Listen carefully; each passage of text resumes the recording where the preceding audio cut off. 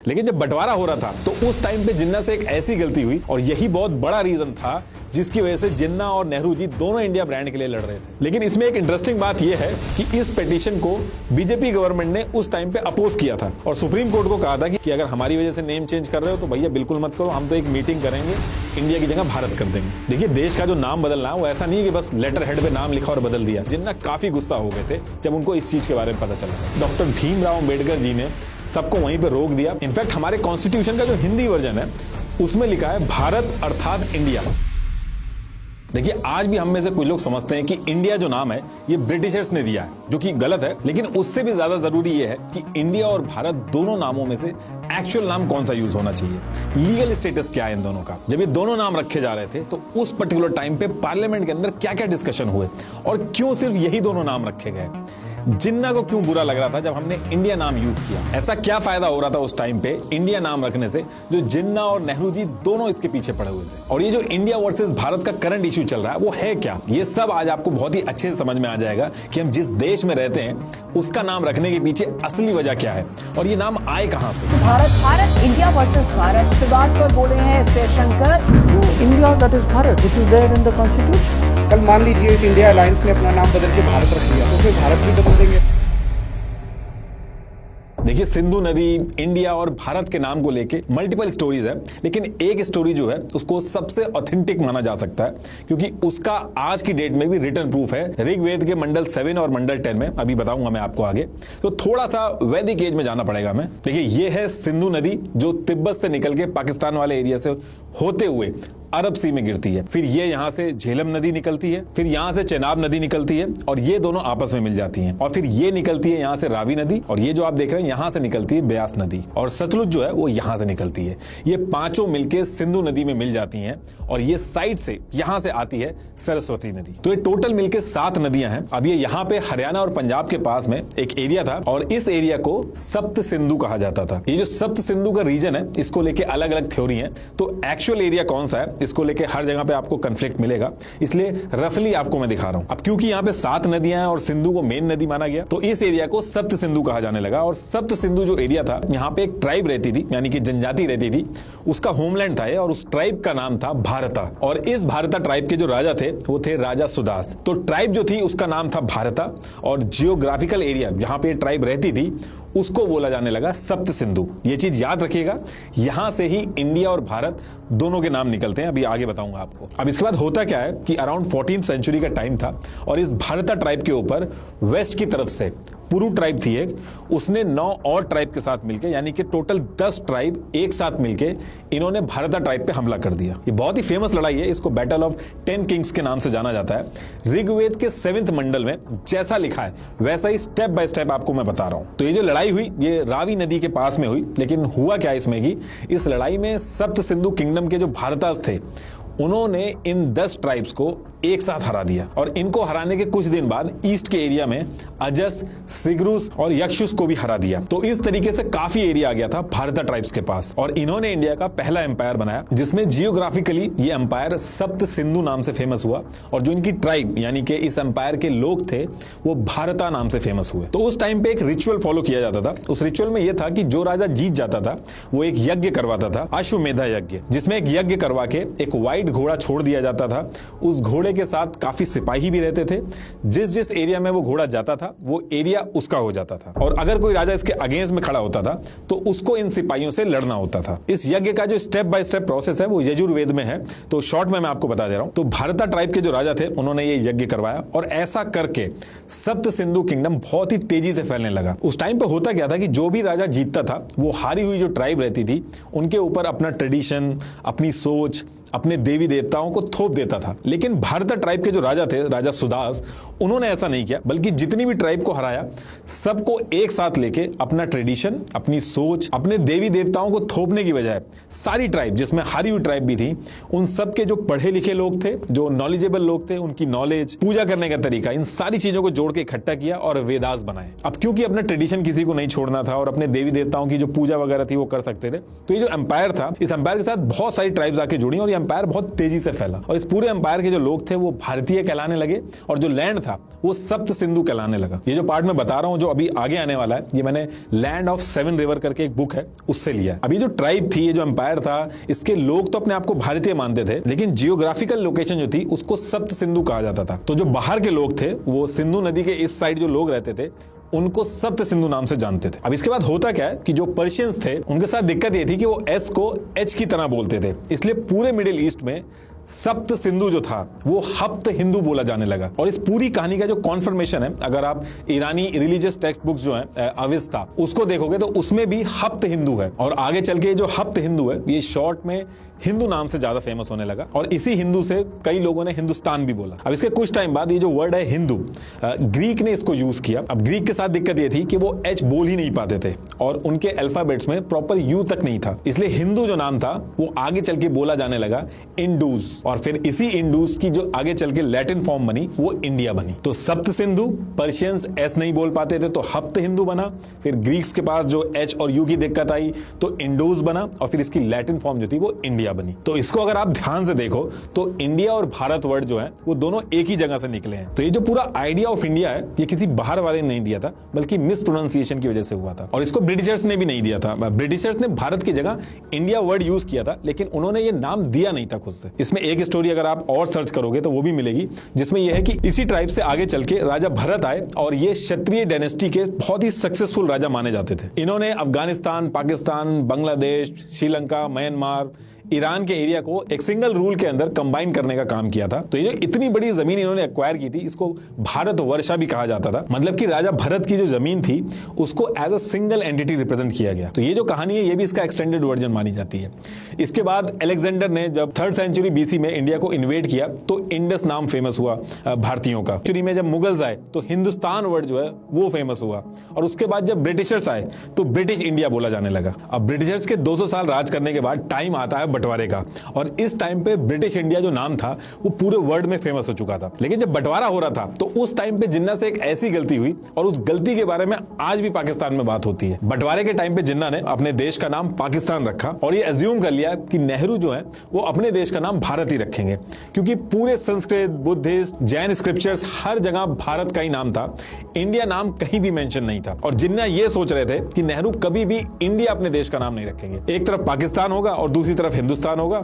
इस अजम्पशन की वजह से शुरू में कोई भी बहस नहीं हुई, लेकिन नेहरू जी ने माउंटबेटन जो थे उनसे पहले से ही बात कर ली थी इंडिया नाम को लेके। अब होता क्या है कि सितंबर 1947 की डेट थी, करीब आजादी से 1 महीने बाद की बात थी। लॉर्ड माउंटबेटन ने मोहम्मद अली जिन्ना को एक आर्ट एग्जीबिशन था उसका ऑनरेरी प्रेसिडेंट बनने के लिए इनवाइट किया और एक बढ़िया सा इन्विटेशन कार्ड भेजा और उस इन्विटेशन कार्ड पे लिखा था ये exhibition dominions of India and Pakistan की है। अब ये देख के जिन्ना बहुत ज्यादा गुस्सा हो गए कि हिंदुस्तान या भारत की जगह नेहरू ने इंडिया नाम ले लिया और इसके बाद जिन्ना तुरंत माउंटबेटन को लेटर लिखते हैं कि बड़े अफसोस की बात है कि किसी मिस्टीरियस रीजन की वजह से हिंदुस्तान ने इंडिया वर्ड को अडॉप्ट कर लिया, जो मिसलीडिंग है और ये कंफ्यूजन पैदा करेगा। ये चीज माउंटबेटन ने ऑफिशियली भी कही है कि जिन्ना काफी गुस्सा हो गए थे जब उनको इस चीज के बारे में पता चला था। अब आप कहोगे कि इंडिया नाम में ऐसा क्या था जो जिन्ना और नेहरू जी दोनों लेना चाहते थे। देखिए इतने साल हो गए थे, इंडिया नाम की एक हिस्टोरिकल सुप्रीमेसी कायम हो गई थी, इंडिया एक ब्रांड बन चुका था, इंडियन सब कॉन्टिनेंट की एक हिस्टोरिकल लेगेसी बन चुकी थी इस नाम की। और नेहरू जी का इंडिया नाम अडॉप्ट करना और जिन्ना का पाकिस्तान नाम रखना ऑल ओवर वर्ल्ड में ऐसा गया जैसे पाकिस्तान इंडिया से अलग हुआ है, जबकि जिन्ना ये चाहते थे कि इंडिया नाम जो है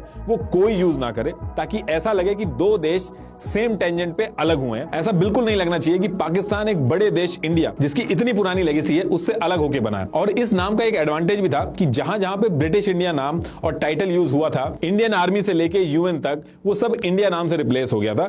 ब्रिटिश इंडिया अब इंडिया बन चुका था, इस तरीके का मैसेज गया था। और जिन्ना ऐसा बिल्कुल भी नहीं चाहते थे। इसको ऐसे समझ लीजिए कि कोई ब्रांड है, KFC मान लेते हैं, उसका जो ओनर है वो अपने एक बेटे को KFC देता है, अपने दूसरे बेटे को ऐसे ही DRB नाम से एक ब्रांच खोल के दे देता है। तो लोग तो KFC को ही जानते हैं ना, इसीलिए दूसरा बच्चा कह रहा है कि ये KFC जो नाम है या तो मुझे दे दो या फिर किसी को मत दो। जिन्ना ने यहां तक कह दिया था कि ये जो इंडिया नाम है ये सप्त सिंधु से बना है, इसकी जो मेन नदी सिंधु है ये पूरी की पूरी पाकिस्तान से होकर गुजरती है, तो लॉजिकली भी इस नाम पे पाकिस्तान का हक होना चाहिए, लेकिन ऐसा कुछ भी नहीं हुआ। और यही रीजन है कि पाकिस्तान आज की डेट में भी कह रहा है कि अगर इंडिया भारत नाम चेंज करवाएगा यूएन में तो इंडिया नाम हम ले लेंगे। और ये जो सारी चीज मैंने आपको भी बताई है ये सब आपको बुक एक है India a history by John की, इसमें सब मिल जाएगा। और पेज 56 और 58 में से ज्यादा चीजें उठाई हैं मैंने। अब देखिए, नाम जो था वो नेहरू जी ने ले तो लिया था, लेकिन इस नाम को किस तरीके से यूज किया जाएगा इस पे भी फैसला होना था। और इसके बाद डेट आती है 17 सितंबर 1949 और इस दिन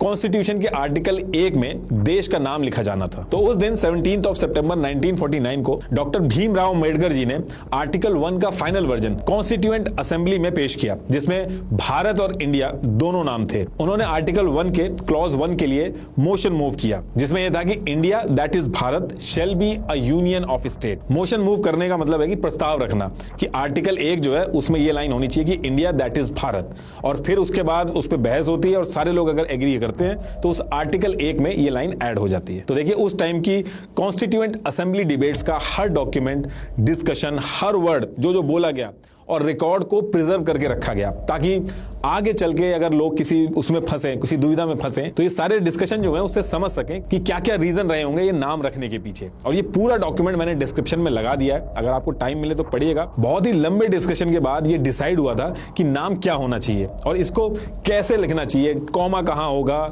इंडिया पहले आएगा कि भारत क्या आएगा, ये सारा डिस्कशन उसमें है। तो डिबेट होती है उसमें, और इंडिया दैट इज भारत ये वाला जो मोशन था वो यूनानिमसली यानी कि बिना किसी अपोजिशन के पास हो गया, किसी ने भी इसके खिलाफ वोट नहीं किया, और ये चीज कॉन्स्टिट्यूएंट के आर्टिकल 1 में ऐड कर दी गई। लेकिन ये जो पूरा डिस्कशन हुआ था उस टाइम पे बहुत ही लॉजिकल और इंटरेस्टिंग था। मैं थोड़ा सा शॉर्ट में आपको बता देता हूं। तो जैसे डिस्कशन शुरू होता है उसमें जनता पार्टी के एचवी कामत जी, इन्होंने कहा कि जब एक बच्चा पैदा होता है तो उसका नया नामकरण होता है, ऐसे हमारा नया देश बना है तो हमारा जो देश है इसका नाम भी भारत, भारतवर्ष, भारत भूमि या भारतीय इस तरीके कुछ होना चाहिए।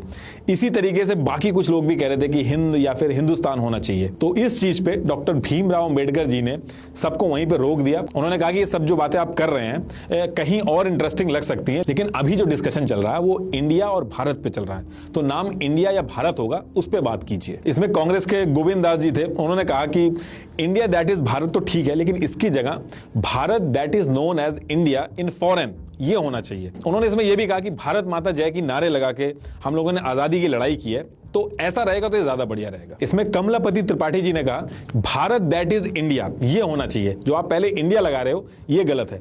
बहस तो बहुत देर तक हुई वोटिंग के टाइम पे, लेकिन सबने इंडिया दैट इज भारत इसके लिए एग्री कर गए, और एक भी आदमी ऐसा नहीं था जिसने इसके अगेंस्ट में वोटिंग की। और उस दिन के बाद से ज्यादातर ये हुआ कि हिंदी में अगर कुछ लिखना होता था तो भारत वर्ड यूज होता था, और जब इंग्लिश में कुछ लिखा जाना था तो उसमें इंडिया वर्ड यूज हुआ। अगर आप पासपोर्ट देखो, कोई लेटर है प्रेसिडेंट का, या फिर इंडियन करेंसी देखोगे, जहां भी हिंदी लिखा हुआ है वहां पे भारत लिखा हुआ है, और जहां पे इंग्लिश है वहां पे इंडिया लिखा हुआ है। इनफैक्ट हमारे कॉन्स्टिट्यूशन का जो हिंदी वर्जन है उसमें लिखा है भारत अर्थात इंडिया, और इंग्लिश वर्जन में इंडिया दैट इज भारत। तो इस चीज को हम लोग एक अनसेड कम्युनिकेशन में फॉलो करते आए हैं। तो कहने का मतलब यह है कि उस दिन से आज तक भारत और इंडिया ये जो दोनों नाम है कोई भी यूज किया जा सकता है। अब भारत और इंडिया का जो नाम है इसको लेके 2016 तक कोई डिस्कशन नहीं हुआ, कोई दिक्कत नहीं हुई, लेकिन मार्च 2016 में एक पीआईएल डली सुप्रीम कोर्ट के अंदर कि इंडिया का नाम बदलकर भारत कर दो। इस पीआईएल को चीफ जस्टिस टीएस ठाकुर और जस्टिस यूयू ललित ने सुना, और पीआईएल सुन के जिसने पिटीशन डाली थी उसको एक तरह से फटकार लगाई। जस्टिस ठाकुर ने कहा कि कोई अथॉरिटी, कोई स्टेट हो, कोई कोर्ट हो, किसी के पास ये पावर नहीं है कि वो ये तय करे कि किसको क्या बोलना चाहिए। लोग अपनी मर्जी से ये तय कर सकते हैं कि उनको भारत बोलना है या फिर इंडिया। लेकिन इसमें एक इंटरेस्टिंग बात यह है कि इस पिटीशन को बीजेपी गवर्नमेंट ने उस टाइम पे अपोज किया था, और सुप्रीम कोर्ट को कहा था कि ऐसे कोई सर्कमस्टांसेस नहीं बदले हैं कि हमको कॉन्स्टिट्यूशन अमेंड करके देश का नाम बदलने के बारे में सोचना पड़े। इसके बाद 2020 में फिर से पिटीशन डाली गई, लेकिन इस बार क्या हुआ कि सुप्रीम कोर्ट ने सुनने से ही मना कर दिया, तो वो बात भी आई गई होगी। अब इसके 3 साल बाद यानी कि 2023 करंट सिचुएशन में आते हैं। तो जून 2023 के बाद आपको ऑलरेडी पता ही होगा कि 28 पॉलिटिकल पार्टीज पटना, बैंगलोर, मुंबई में 3 मीटिंग करती हैं और एक अलायंस बनाती हैं, Indian national developmental inclusive alliance that is India. और इसका पर्पस ये था कि 2024 का जो इलेक्शन है उसमें ये लोग मिलकर लड़ेंगे। तो ये सारी चीजें चलती रहती हैं, लेकिन 31 अगस्त 2023 को पार्लियामेंट मिनिस्टर जो है वो एक ट्वीट करते हैं, और उस ट्वीट में लिखा था कि इस बार सेशन ऑफ पार्लियामेंट बुलाया जा रहा है, और उसकी जो डेट होगी वो 18 सितंबर 2023 से 22 सितंबर 2023 तक रहेगी। अब देखिए, जब तक कोई बड़ा मुद्दा ना हो, पार्लियामेंट का जो स्पेशल सेशन है ऐसे लाया नहीं जाता है। कुछ ही महीने में रेगुलर पार्लियामेंट्री सेशन जो है वो भी होने वाले थे। तो अचानक से इस ट्वीट के बाद ट्रेंड चलने लगे ट्विटर पे, मीडिया में हल्ला होने लगा, डिस्कशन होने लगे, डिबेट होने लगे। किसी ने कहा कि वन नेशन वन इलेक्शन होगा, किसी ने यूसीसी की बात की और अलग अलग गेस करने लगे लोग। और ज्यादातर लोग ये गेस कर रहे थे कि ये जो वन नेशन वन इलेक्शन है, इसी की वजह से स्पेशल सेशन जो है वो रखा गया है। अब 31 अगस्त को ये ट्वीट आता है और 9 से 10 सितंबर तक G20 होना था। तो जब G20 होता है तो जितने भी इंडिया के नेता होते हैं उनको प्रेसिडेंट ऑफ इंडिया जो है वो इनविटेशन भेजते हैं। अब क्योंकि इनविटेशन जो है वो प्रेसिडेंट भेज रहे हैं तो उनका नाम भी उस इनविटेशन कार्ड में होता है। तो हमारे देश के जो प्रेसिडेंट हैं उन्होंने जो इनविटेशन लेटर भेजा था वो आउट हो गया था और उसके आउट होते ही वायरल हो गया वो इनविटेशन जो था। प्रेसिडेंट ऑफ इंडिया की जगह प्रेसिडेंट ऑफ भारत लिखा था उसमें और सब में हल्ला हो गया कि कोई वन नेशन वन इलेक्शन की बात नहीं हो रही है।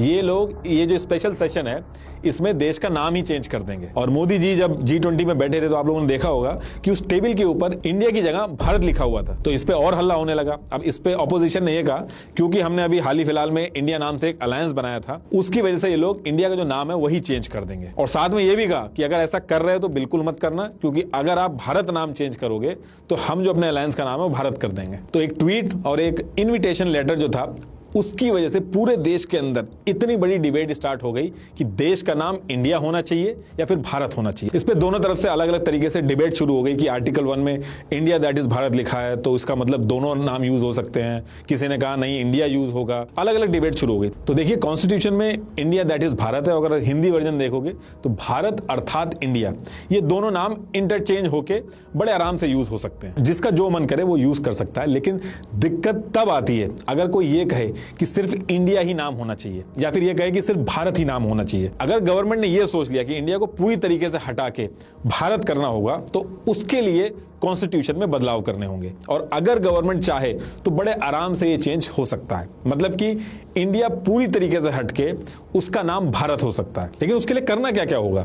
देखिए, उसके लिए गवर्नमेंट को आर्टिकल 1 में अमेंड करना होगा, एक बिल लाना होगा। लेकिन ये जो बिल होगा ये नॉर्मल बिल की तरह पास नहीं होगा। तो होता क्या है कि पार्लियामेंट के अंदर अगर कॉन्स्टिट्यूशन के अंदर अगर कोई अमेंडमेंट कर रहे हैं तो आर्टिकल 368 के हिसाब से दो तरीके होते हैं। तो पहला सिंपल मेजोरिटी अमेंडमेंट और दूसरा होता है स्पेशल मेजोरिटी अमेंडमेंट। मान लो अगर कोई नया स्टेट बनाना है या फिर किसी स्टेट की राज्यसभा की सीट है उनको बढ़ाना है तो ये सब एक सिंपल मेजोरिटी अमेंडमेंट जो है उससे हो जाता है। इसमें बस इतना चाहिए होता है कि 50% पार्लियामेंट का सपोर्ट चाहिए होता है। लेकिन स्पेशल मेजोरिटी अमेंडमेंट के केस में क्या होता है, 2/3 यानी कि 66% पार्लियामेंट के लोग सपोर्ट में होने चाहिए। तो अगर भारत नाम रखना है तो ये दूसरा वाला स्पेशल मेजोरिटी अमेंडमेंट ये चलेगा, मतलब कि 66% पार्लियामेंट सपोर्ट में होना चाहिए। और एक्सपर्ट का ये भी कहना है कि देश का नाम जब भी चेंज होगा तो उस केस में आधे जो स्टेट हैं उनका भी अप्रूवल चाहिए होगा। ये सारी चीजें देख के पाकिस्तान भी इसमें घुसा। पाकिस्तान की हिस्टोरियन है आयशा सिद्दीका, इन्होंने कहा कि अगर इंडिया ऐसा करेगा तो पाकिस्तान की एक लंबी जो इच्छा है ना उसका नाम इंडिया रखने की वो पूरी हो जाएगी। और इधर इंडिया एयरलाइंस के जो नेता हैं वो भी ये कह रहे हैं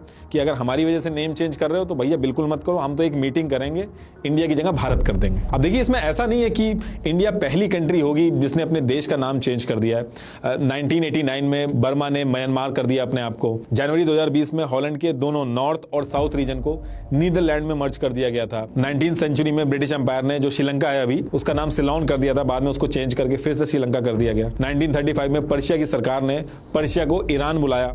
द फ्रेंच रिपब्लिक अपने आप को फ्रेंच कहलाता है। लेकिन नाम तो बहुत बार चेंज हुए हैं। लेकिन इसके साथ साथ एक और इंटरेस्टिंग फैक्ट है कि जो बहुत बड़ी बड़ी कंट्रीज हैं उनके जो नाम है वो भी उनकी कंट्री के नाम नहीं है, वो नाम भी उनको दिए गए हैं। जैसे कि अमेरिका, ब्रिटेन, जर्मनी, ये इनके ओरिजिनल नाम नहीं है, इनको जिन्होंने कॉन्कर किया था उन्होंने ये नाम दिए थे। तो देखिए, इंडिया का जो नाम है वो चेंज तो हो सकता है, लेकिन अगर नाम चेंज होता है तो उस केस में दिक्कत क्या क्या आएगी? देखिए, कंट्री का जो नाम है वो एक ब्रांड की तरह वर्क करता है और रिसर्चर जो है इसको कंट्री ब्रांड इक्विटी से कैलकुलेट करते हैं। फिलिप कॉटलर और डेविड इनके रिसर्च पेपर के हिसाब से एक कंट्री का जो नाम होता है वो किसी भी प्रोडक्ट की वैल्यू को बढ़ाता या घटाता है। जैसे कि हम अगर कोई मेड इन स्विट्जरलैंड का प्रोडक्ट खरीदें तो उसकी जो ब्रांड वैल्यू है वो मेड इन पाकिस्तान की ब्रांड वैल्यू जैसी नहीं होती है। तो कंट्री का जो नाम है वो एक ब्रांड की तरह बन जाता है और जो उस कंट्री के प्रोडक्ट्स होते हैं उन प्रोडक्ट्स को बाकी देश में हेल्प करता है और कस्टमर के जो परचेजिंग डिसीजंस हैं उनको इन्फ्लुएंस करता है। जब लोग किसी देश का नाम लेते हैं तो उससे उन लोगों के मन में उस देश की जो इमेज होती है वो एक्टिवेट हो जाती है और ये लोगों के परचेज करने के, इन्वेस्ट करने के, ट्रैवल करने के और किसी देश में जाके बसने के डिसीजन को भी इन्फ्लुएंस करता है। इसलिए जब भी किसी कंट्री का नाम चेंज होता है तो उसकी इकोनॉमी, इंपोर्ट, एक्सपोर्ट हर चीज पे असर पड़ता है। आर्मी की यूनिफॉर्म से लेके करेंसी तक हर चीज बदलनी पड़ती है। और जो एक्सपर्ट्स हैं इस फील्ड के, उनका यह कहना है कि जो कंट्रीज नाम चेंज करती हैं ये उन कंट्रीज के लिए सही रहता है जिनकी बदनामी हुई हो, लेकिन जो बड़े और अच्छी इमेज वाले देश हैं वो जब नेम चेंज करते हैं उनको नुकसान होता है। और यही रीजन है कि जर्मनी, ब्रिटेन, अमेरिका जिन्होंने इनके ऊपर रूल किया उन्होंने ही ये नाम दिए उनको, लेकिन उसके बाद भी इन बड़ी कंट्रीज ने वो नाम चेंज नहीं किया। इनफैक्ट मैं अगर इंडिया का भी एग्जांपल लूं तो बंगाल जो है उसके पार्टीशन हुए कितने साल हो गए। जो ईस्ट बंगाल था वो आज की डेट में बांग्लादेश हो चुका है, लेकिन इंडिया वाला जो वेस्ट बंगाल है वो अभी तक उसने अपना नाम चेंज नहीं किया क्योंकि बहुत सारे कॉम्प्लिकेशंस हैं। नाम जब चेंज होता है तो इंटरनेशनल, नेशनल, स्टेट, डिस्ट्रिक्ट और लोकल लेवल पे चेंज होता है और इंडिया के अंदर नाम चेंज करना बाकी कंट्रीज के कंपैरेटिवली और ज्यादा मुश्किल है क्योंकि ये दुनिया का सबसे डाइवर्स नेशंस में से एक है।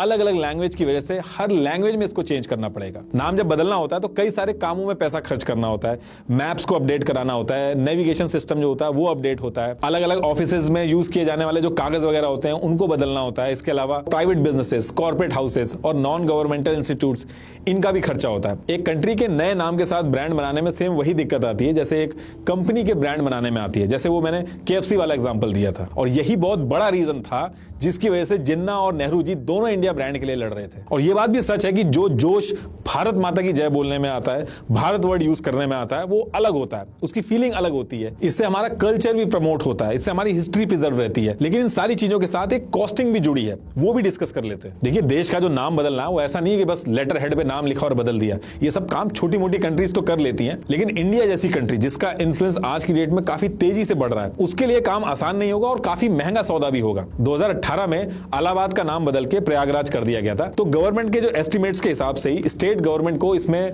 300 करोड़ रुपए खर्च करने पड़े थे। 2018 में एक अफ्रीकन कंट्री थी स्वाजीलैंड, इसने अपना नाम चेंज करके स्वातिनी रख लिया था। साउथ अफ्रीका के intellectual property lawyer Darren Oliver ने इसको एक कॉर्पोरेशन से कंपेयर करके कितना पैसा लगा एक देश को नेम चेंज करने में, उसको कैलकुलेट करने का एक मॉडल बनाया। इस मॉडल के हिसाब से एक बड़ी कंपनी की एवरेज मार्केटिंग कॉस्ट उसके टोटल रेवेन्यू की 6% के आसपास होती है और जो रीब्रांडिंग कॉस्ट है वो ओवरऑल मार्केटिंग बजट का 10% हो सकती है। तो ये जो मॉडल है, इस मॉडल को उठा के आउटलुक मैगजीन ने इंडिया नाम चेंज को एनालाइज किया और उनके हिसाब से इंडिया का नाम बदलने में कम से कम 14,000 करोड़ रुपए का खर्चा आएगा। इंडिया की टोटल रेवेन्यू रिसिप्ट्स जो है वो 2022 से 2023 में 23.84 लाख करोड़ रुपए में थी। तो इस मॉडल को अगर हम लगाएं तो उसके हिसाब से 14,034 करोड़ तो कम से कम खर्चा होगा ही।